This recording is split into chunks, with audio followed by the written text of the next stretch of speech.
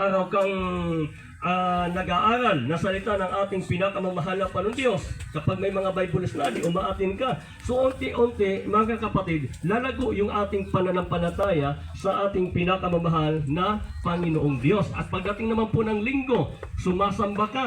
So nag-aaral din na salita ng ating pinakamamahal na Diyos. So diyan po tumutubo yung ating pananampalataya at pagtitiwala, pananalig sa ating pinakamamahal na Panginoong Diyos. So ibig sabihin, mga minamahal ko mga kapatid, marami sa atin, bagamat may pagtuo, pero kulang sa pananalig. Kulang sa pagsunod, kulang sa pananampalataya.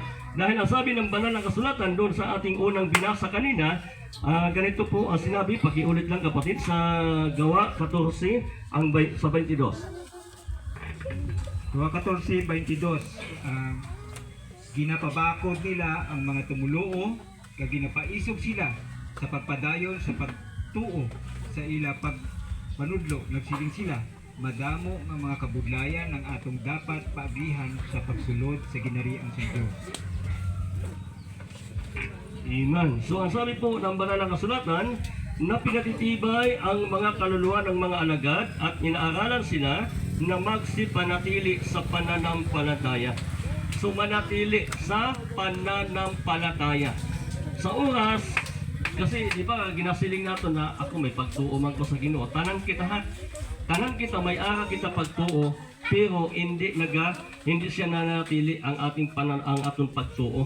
May ara pala na nagtuo kita, tapos subong, halimbawa nagtuo kita subong, pero dugay-dugay madula ang imo pagtuo. Ha? Ang ginatawag na nagaduha-duha ka. Sa oras nagaduha-duha kita, ang ibig sabihin ang imong pagtuo wala siya manatili. Ha? Kumbaga wala siya buhat, no?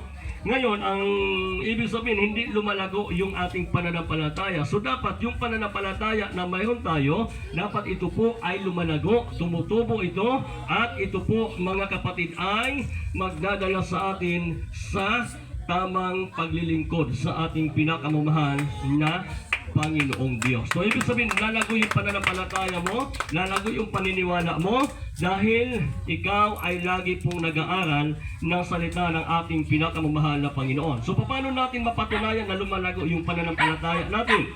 Ang sabi po ng banal na kasulatan sa Apokalipsis